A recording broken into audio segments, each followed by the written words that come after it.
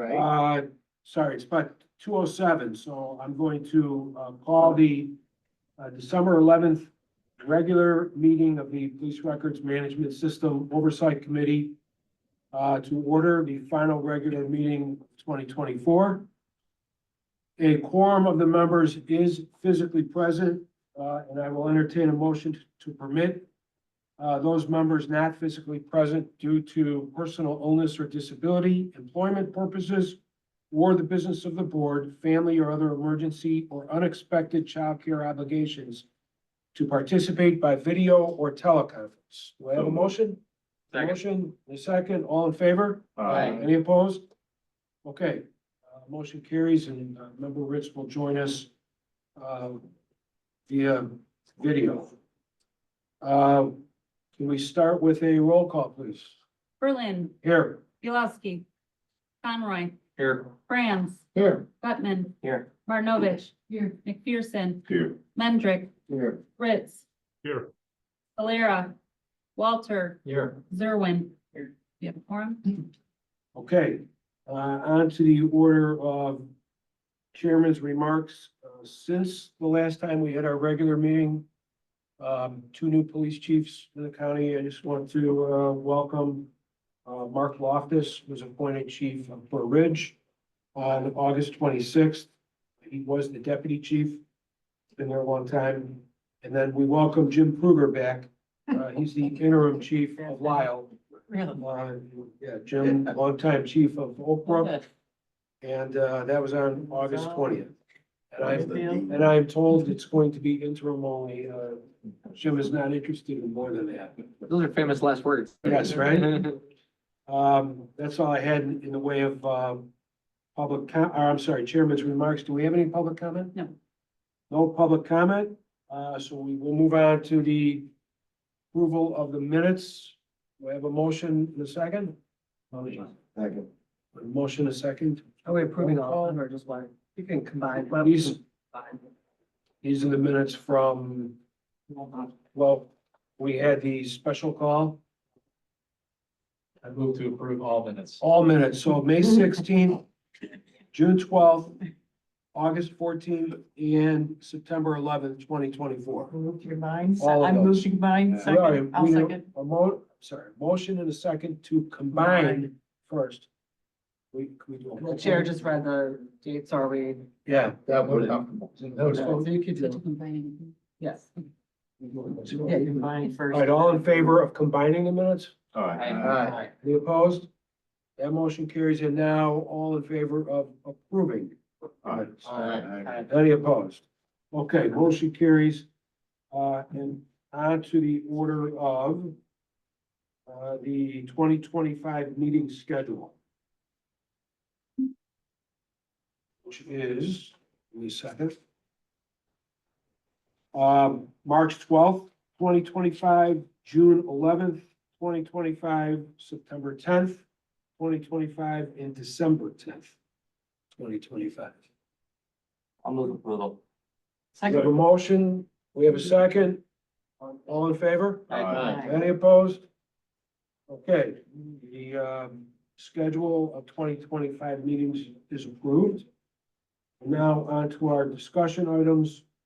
We'll start with the PRMS Oversight Committee clarification letter, which was sent out. It was, so thank you, Chair. So the clarification letter was submitted from our chair to all mayors and managers and police chiefs to provide clarification on any of the various topics that we've covered over the past 8 to 10 months or so. I'll summarize it, but it was sent on November 22nd. We received some feedback, and it's later day we'll talk about maybe providing an update to the letter just to cover some of those points that were asked, also brought out. But the letter covered a lot of the primary topics that we've been covering, like the IGA and kind of where we stand with the IGA. The letter explains that there's no changes to the IGA for the next year. So we wanted to make sure that all members were very clear on that. We're gonna focus on the RFP and the project, the software update via our current project this year. And then we'll revisit the IGA, in 2025, at the end of 2025. It also covered the annual costs and FY 2025 budget, so that all members had a clear understanding of what those costs were and kind of where we stood with Hexagon, even with any agencies leaving the consortium and how they would be impacted. So we highlighted that in the meeting.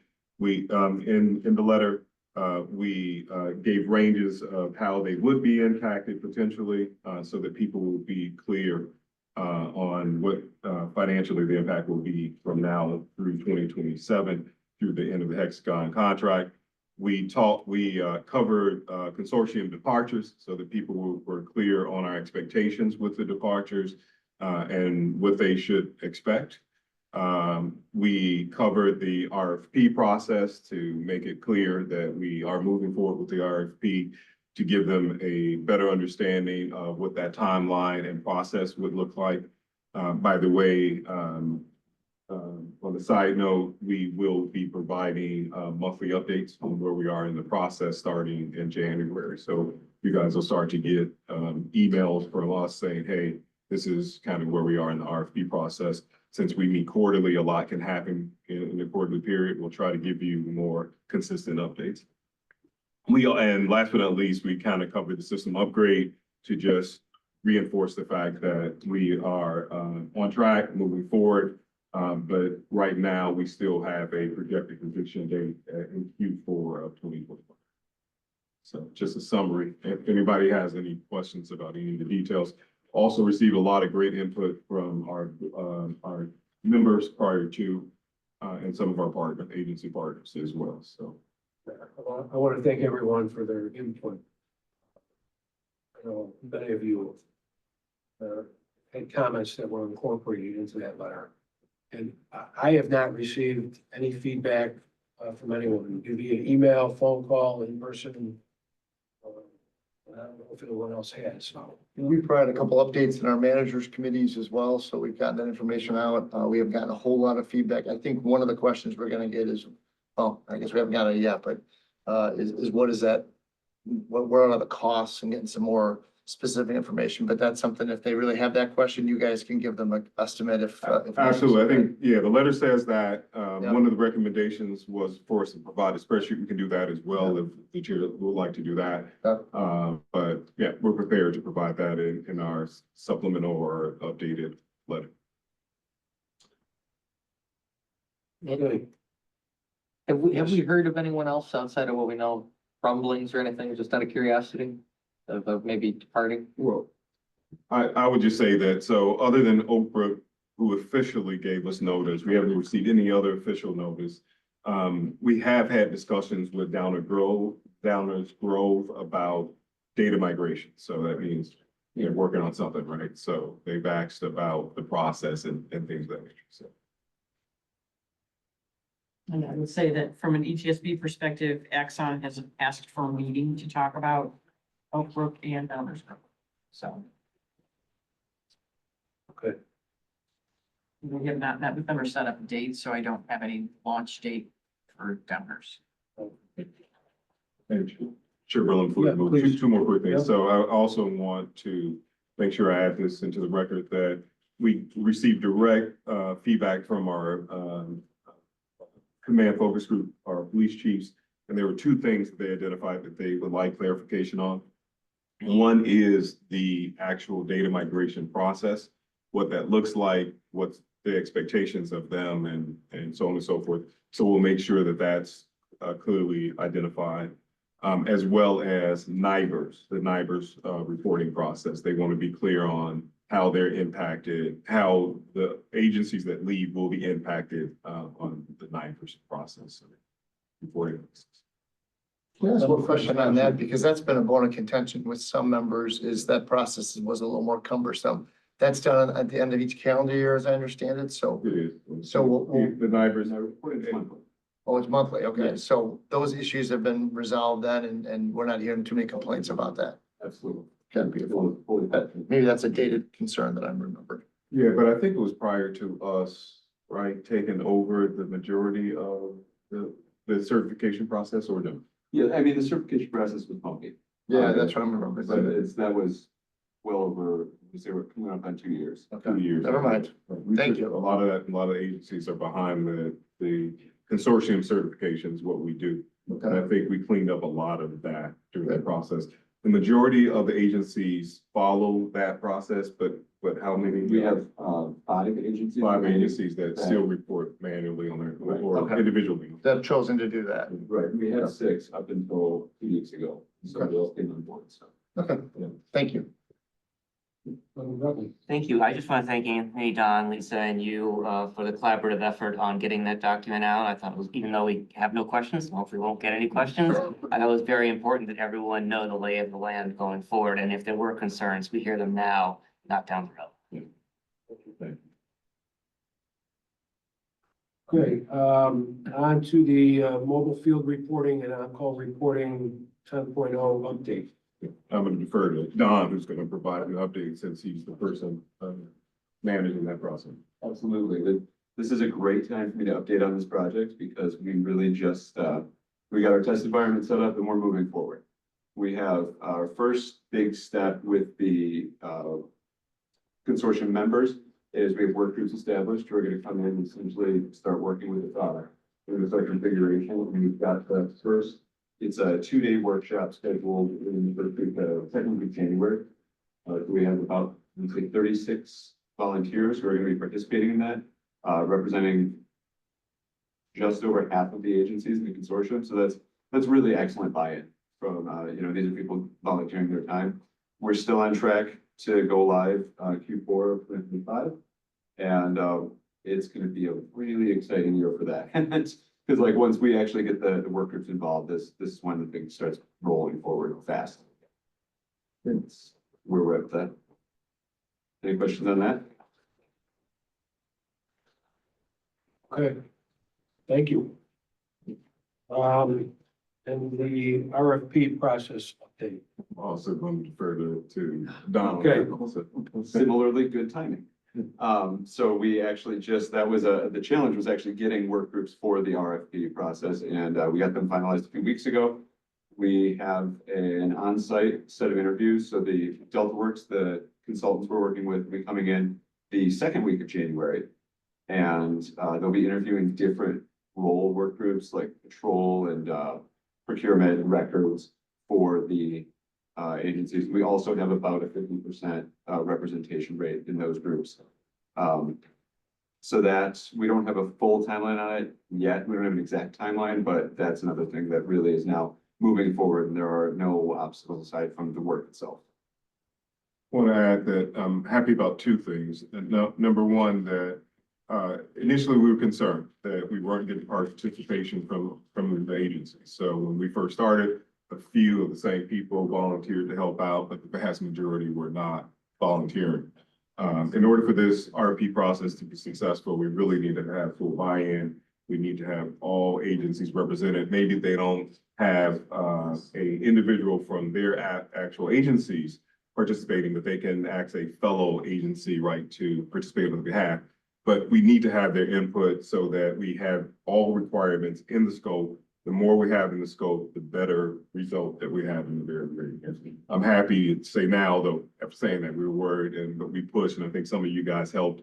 And so did some of the chiefs. The chiefs push for us to have more participation, but we feel very comfortable that we have a good representation of the consortium now.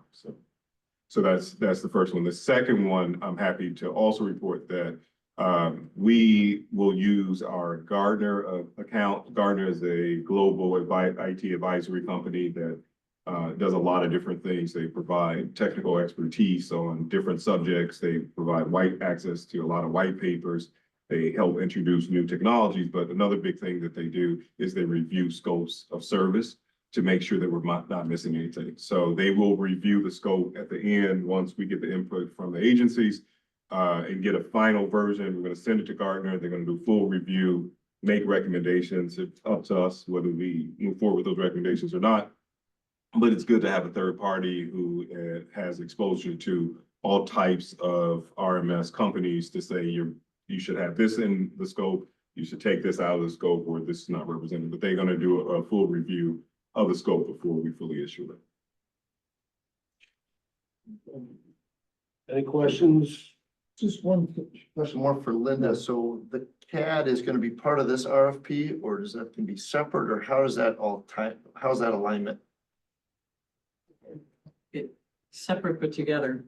Yeah, okay. And because they may or may not go together, because as we work through this, one of the things going forward with CAD is to move from this platform would be cloud-based. If we don't know, and we suspect based on what we know, that there isn't really a software system out there that is cloud-based, that is large enough to handle what we do. So it would not be prudent at this time for us to move forward, because we've spent 5-6 years building out what we have. We finally finished the last piece of it, so I don't know that we're in a hurry at this point, but we'll walk through the process, and so it'll be slightly different. There'll be some teams that are the same that we'll utilize, but CAD is really just the dispatch centers, MPS, which would be the partner aspect that we would work on with the RMS group, it would be those user groups. So that would be the piece, but the MPS is really part of CAD, so